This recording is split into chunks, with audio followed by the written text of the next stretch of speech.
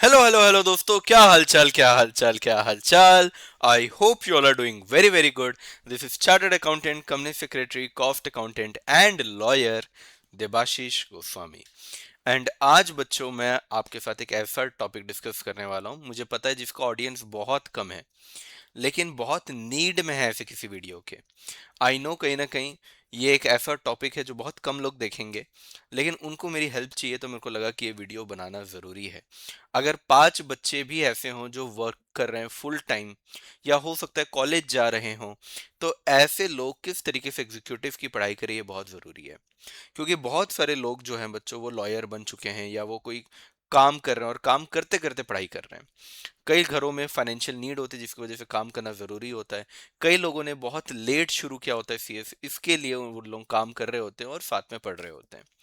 तो बच्चों, सबसे पहले जो मैं आपको रूल यहाँ पे आज बताने वाला हूँ, वो रूल है हमारा 168 आवर्स का रूल, और ये एक बहुत ही फेमस किताब में दिया गया था।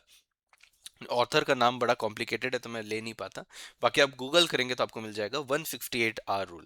168 होता क्या है एक्चुअली? आपके पास बच्चों 24 घंटे हैं और 7 दिन है हफ्ते के, है ना? तो अगर आप इसको इंटू करेंगे तो आपके पास 168 आ जाएगा। अब इसमें तो कोई डाउट नहीं है बच्चों कि हर इंसान जो है वो 8 घंटे सोता ही है। तो 8 इंटू 7 दिन अगर मैं कर दूं तो 56 आवर्स तो इंसान कुछ नहीं तो सो ही रहा है एटलीस्ट। अगर मैं एक नॉर्मल मान के चलूँ तो कहीं पे भी कम से कम 50 घंटे का तो बच्चों काम होता ही होता है।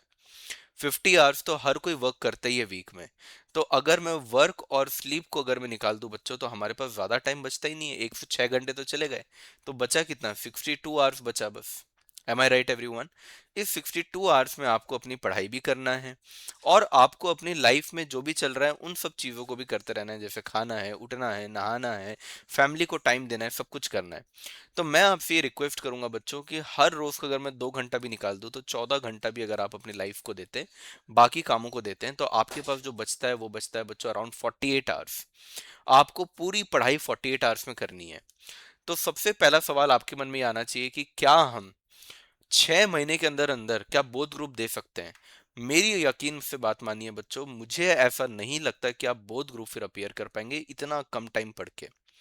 तो आप बोथ ग्रुप को बिल्कुल भी मत आइडलाइज कीजिए, मत सोचिए, एम भी मत करिए। रीजन ये है कि आपके पास टाइम बहुत कम है। होता ही है ना कि देखो, आपने एक ग्रुप दिया और एक ग्रुप निकल गया, इट बूस्ट योर कॉन्फिडेंस, आपका कॉन्फिडेंस बढ़ता है। लेकिन अगर मान लीजिए कि आपने टाइम दिया, एफर्ट दिया, और रिजल्ट फिर भी फेल आया, तो बहुत डिमोटिवेशन होता है। तो बेटर है बच्चों कि अगर आप 6 महीना अगर आपके पास, यानी कि अभी जैसे मैं बना रहा हूँ ये वीडियो, तो दिसंबर में अगर आपका एग्जाम है, दिसंबर 26 में, तो आप सिर्फ सिंगल ग्रुप करिए। पहली बात तो ये। अब सिंगल ग्रुप में बच्चों, जैसे कि आपके पास, आपको पता होगा कि पहले ग्रुप में 4 पेपर है और दूसरे ग्रुप में 3 पेपर है। अब वो तीन तो नहीं है अगर आप देखेंगे तो, क्योंकि अगर आप देखेंगे तो वहां पे डायरेक्ट टैक्स भी और इनडायरेक्ट टैक्स भी है। तो आप उसे 4 पेपर ही मानिए। क्लियर है? एफएम का पोर्शन फिर भी छोटा है, तो कॉर्पोरेट अकाउंटिंग और एफएम को मैं एक ही पेपर मान सकता हूँ। लेकिन जीएसटी काफी बड़ा, इनकम टैक्स काफी बड़ा है, तो उसे हम अलग अलग पेपर ही मानेंगे।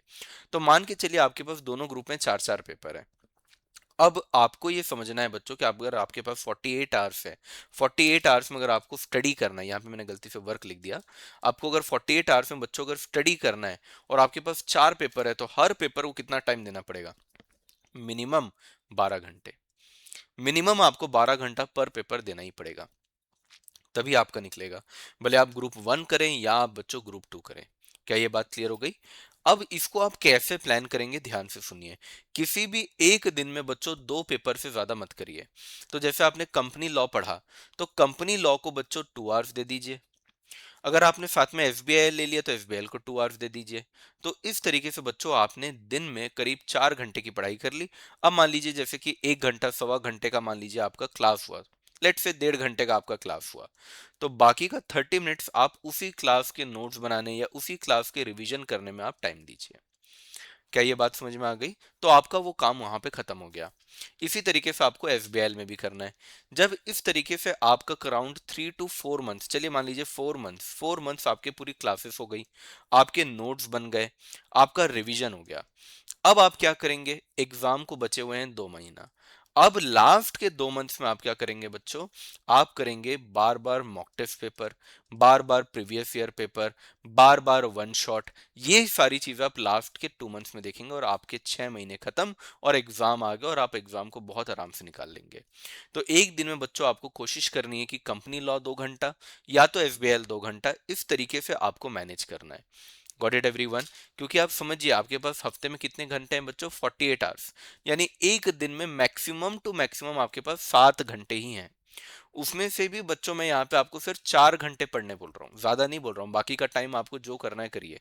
आपको नोट्स बनाना है, आपको कोई तीसरा सब्जेक्ट उठाना है उठाइए। अगर आपने कोई तीसरा सब्जेक्ट उठा लिया, मान लीजिए एफएम उठा लिया और उसको आपने 1 घंटा और दे दिया, तो यहाँ पे आपका टोटल कितना हो जाएगा बच्चों, 5 घंटे हो जाएंगे। तो भी आपके पास दिन भर में काफी टाइम बचेगा कि आप पढ़ाई भी करते रहें और साथ में काम भी करते रहें। क्लियर हुआ बच्चों जो मेथड में कह रहा हूं आपको? तो आपको 12 घंटा पर पेपर देना है। पर मैं ये कह रहा हूं कि एक दिन में मिनिमम कंपनी लॉ, एसबीआईएल, किसी दिन आप क्या करिए जेआईजीएल और कॉर्पोरेट अकाउंटिंग, किसी दिन क्या करिए एसबीआईएल और एफएम। इस तरीके से दो दो पेपर का कॉम्बिनेशन बनाइए, कम से कम 2-2 घंटा पढ़िए, जिसमें 1.5 घंटे की क्लास हो गई, आधे घंटे का रिवीजन हो गया। रोज क्लास पढ़ो, नोट्स बनाओ, रिवीजन करो, क्लास पढ़ो, नोट्स बनाओ, रिवीजन करो। जिस दिन का काम है उसी दिन बेटा खत्म करिए। इससे क्या होगा कि जो संडे आपका एक्स्ट्रा बचा रहेगा ना, उसमें आप बैकलॉग कवर कर पाओगे। समझ में आ रहा है आपको? बैकलॉग कवर कर पाओगे। इससे आपको बहुत फायदा होगा। Got it? ये जो मैंने शेड्यूल बनाया बच्चों, ये आपके पीडब्ल्यू में जो क्लासेस चल रही है उसके हिसाब से बनाया हूँ। क्योंकि मेरे को पता है कि जिस दिन एफएम और अकाउंट है उस दिन शायद जेआईजीएल नहीं है। तो इस तरीके से आप दो दो सब्जेक्ट को अगर आप पढ़ेंगे तो आपका बैलेंस बना रहेगा। Got it? अब कुछ और चीजें बच्चों मैं आपको जो कहूंगा, सबसे पहले संडे को आप यूज करिए बच्चों। जब आप संडे को क्या करेंगे, आप सारे बैकलॉग खत्म करेंगे। संडे आपका कोई काम नहीं है, आपके पास कम से कम 10 से 12 घंटा तो कहीं नहीं गया। तो आप जितना भी क्लासेस आपकी बाकी है सारा संडे को खत्म करिए। ठीक है? प्रैक्टिस करिए 50-10 रूल, यानी कि 50 मिनट पढ़ाई, 10 मिनट का ब्रेक। एक्टिव रिकॉल करिए, जल्दी से जल्दी आप रिपीटेशन कर करके स्टडी मटेरियल को पढ़ पढ़ के अच्छे से करिए काम को। ठीक है? बैलेंस लाइफस्टाइल मेंटेन करने की कोशिश करिए। फालतू चीजें नहीं करनी है, जैसे बहुत ज्यादा अगर आप कहीं बाहर जाते हैं, घूमने जाते हैं, ट्रिप पे जाते हैं, कुछ 6 महीने के लिए उसको रोकिए।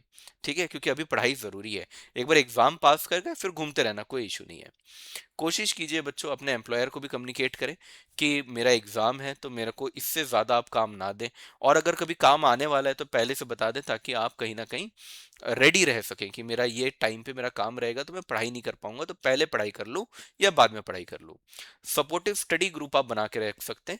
जैसे व्हाट्सएप ग्रुप्स होते हैं, उसमें आप कम्युनिकेट करेंगे तो आपके जैसे और भी दोस्त मिलेंगे आपको। उनके साथ बात करिए, थोड़ा सा अच्छा फील होता है आपको। प्रोफेसर्स के साथ जैसे मैं हमेशा कोशिश करता हूँ कि अपने बच्चों को पूरा टाइम दूं, उनको सारे डाउट्स क्लियर करूं, सारे गाइडेंस मैं आपको दूं। तो आप हमसे कनेक्ट करिए, आपको जो भी लगेगा आप बात करिए, हम आपको टाइम टू टाइम बच्चों गाइड करते हुए चलेंगे। Got it everyone?